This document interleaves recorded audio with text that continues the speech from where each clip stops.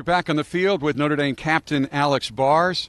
Says a lot that the two offensive captains are members of the offensive line. We knew going in that this was going to be a game that was going to be won in the battle of the trenches. I know Brandon got the game ball. He had to perform well. I think he stepped up his game. But you had to win the battle of the trenches, and I think you did. Yeah, we prepared so hard for this. The past 2-3 weeks, we really put in the hours and worked our techniques so that when it comes time for game time, we can pick up the different looks, and that's what we did. We came out and attacked, and we knew their defense where they like to get on you fast and try to bully you around, so we took that approach against them, and it paid off.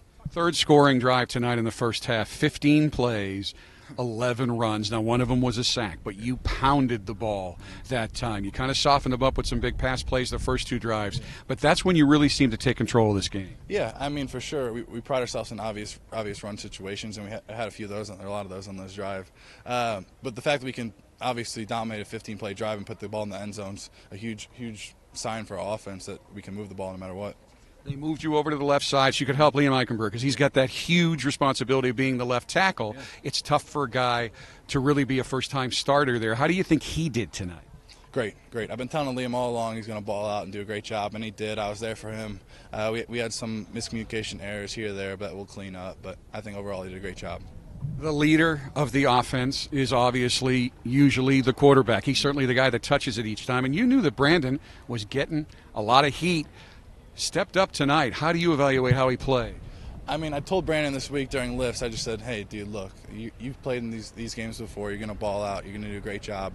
And that's what he did. He comes in here week in, week out. He doesn't listen to the noise. Even though there is a lot of noise, he's the starting quarterback for Notre Dame. And I think he did a really good job.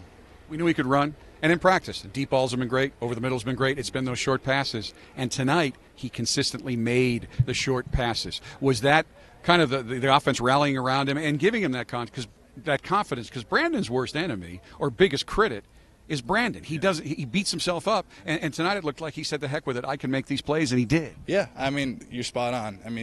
He attacks his weaknesses week in and week out. And to see him have success in areas where he's critiqued, it was an awesome day. And of course he has the potential to scramble and make all these running plays, but the fact that he did develop his short game is really impressive. Guy we haven't mentioned much, and this is great, Sam Mustipher. How happy are you for him? Flawless game for him tonight. He's become an anchor of this offensive line. Sam's one of my best buds.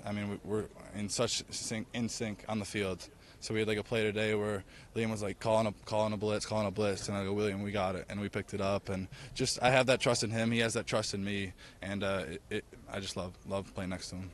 All right, you play no huddle a lot, but sometimes you play huddle, so I need some insight here. I was told this year, that when Brandon goes in to call the plays in the huddle, his voice gets deeper. Is that true? Probably. I don't know. He's got to get a hold of the whole offense. No, I don't even know. Boykin told me that because I said Boykin had a deeper voice. He said, no, it's not as deep as Brandon in the huddle. So. Classic Boykin. Yeah, no, he's good. Hey, enjoy this. Great way to start the season.